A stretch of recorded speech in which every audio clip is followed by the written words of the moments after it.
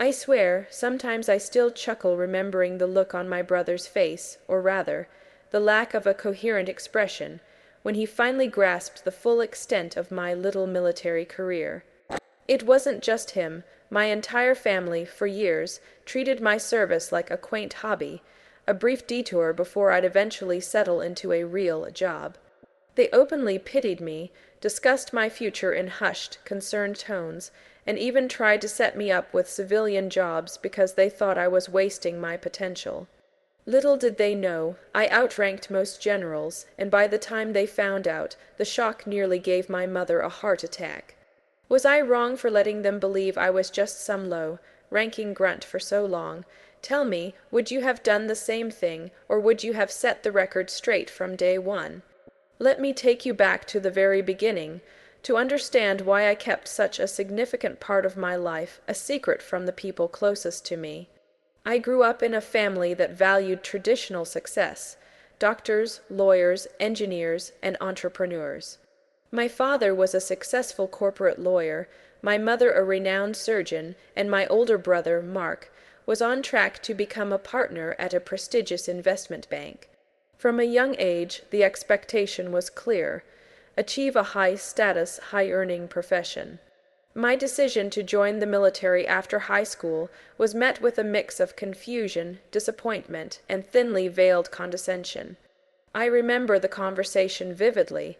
I was 18, brimming with idealism and a desire to serve, to do something truly meaningful. "I've decided to enlist," I announced at Sunday dinner, expecting at least some measure of pride, or at worst, a gentle probing. Instead, a heavy silence fell over the table, broken only by the clinking of my father's fork against his plate. My mother, ever the diplomat, finally spoke. "Darling, are you sure? It's a very difficult path, and for how long? A few years, and then what?" Mark, with his usual smug grin, chimed in, "Yeah, sis, playing soldier for a bit. That's cute, but you know, real careers require a bit more intellectual horsepower." I tried to explain my motivations, my desire to contribute, to challenge myself, but their eyes just glazed over.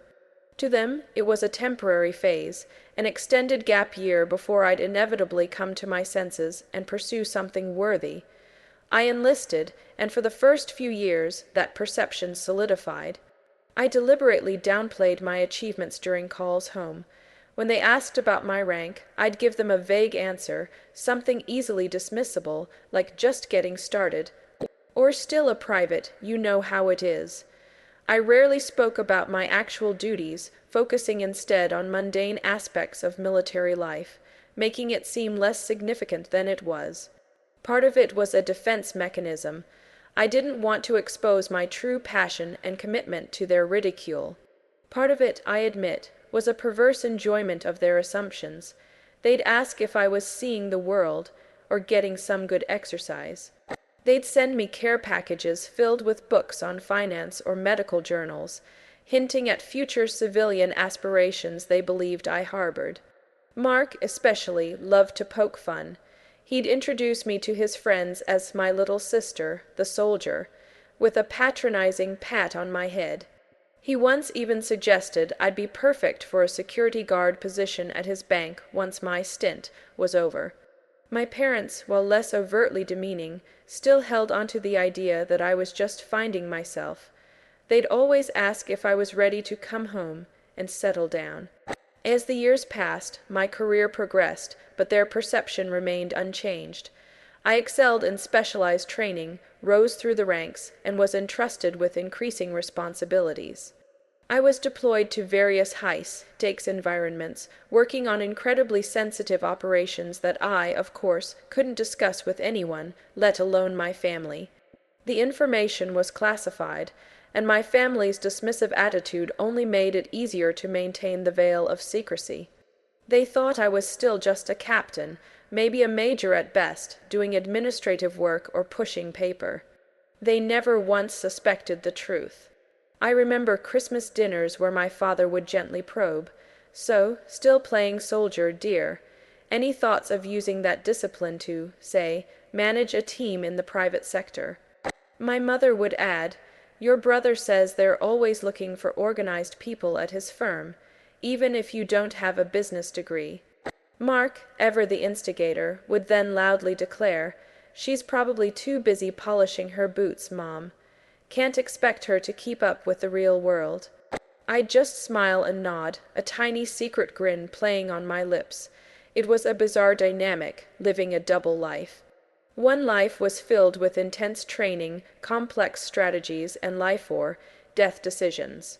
The other was a constant performance of mild-mannered humility for my family, enduring their well-meaning but incredibly off-base advice. The irony was palpable. While they were busy discussing my lack of a proper career, I was literally leading hundreds, sometimes thousands, of highly skilled individuals, making decisions that impacted national security. I was often in rooms with individuals who were generals, discussing strategies at the highest levels. My experience, my knowledge, and my rank far surpassed anything they could ever imagine. It became a running joke among my military colleagues who knew about my family situation. They'd often ask, "So, how's your little military career going today, General?" And we'd all have a good laugh. They understood the complexities of keeping such a deep secret, especially from family who were so convinced they knew best. The turning point, the moment the entire charade crumbled, was almost accidental. My brother, Mark, was planning his wedding. He'd met a wonderful woman, Sarah, whose father, Mr. Henderson, was a retired four-star general. Sarah was incredibly proud of her father's service and regularly talked about the military. Mark, in his usual fashion, had told Sarah and her family about my little sister, who's in the army, emphasizing the little part. He'd also mentioned how he was trying to convince me to leave the service and join him in the real world. Sarah, bless her heart, was genuinely excited to meet another service member, however junior. She often mentioned how much her dad would love to talk to me. I'd always found excuses to avoid joint family gatherings with the Hendersons, knowing the truth would eventually spill. But a wedding, a major family event, was impossible to avoid. So that's the situation I was in, and I had to make a choice. I was a decorated officer, holding a rank that demanded immense respect and authority, yet my own family saw me as a lost cause, a dilettante playing soldier. Now I was about to be introduced to a former four-star general through my brother, who had no idea of the impending collision course. Before I tell you what happened next, I want you to pause and comment below what you would have done in my shoes. Would you have continued the charade, found an excuse to skip the wedding, or would you have finally laid bare the shocking truth? I decided it was time. The wedding rehearsal dinner was the designated battleground. I arrived, dressed in civilian clothes, trying to blend in. Mark, beaming, immediately pulled me over to introduce me to Sarah's family. "Dad, Mom, this is my sister," he announced. "She's in the army." He emphasized the last word with a slight shrug, as if to say, "Can you believe it?" Mr. Henderson, a distinguished-looking man with a kind but discerning gaze, extended his hand. "A pleasure to meet you. Mark mentioned you're serving. What's your current assignment, if you don't mind me asking?" I looked at Mark, who was practically preening, ready for me to confirm his narrative of my insignificant role. I took a deep breath. "It's a pleasure to meet you too, sir. I'm currently assigned to the Joint Chiefs of Staff, specifically overseeing strategic operations for the X Division." The immediate silence that followed was deafening. Mr. Henderson's hand, which had been shaking mine firmly, paused.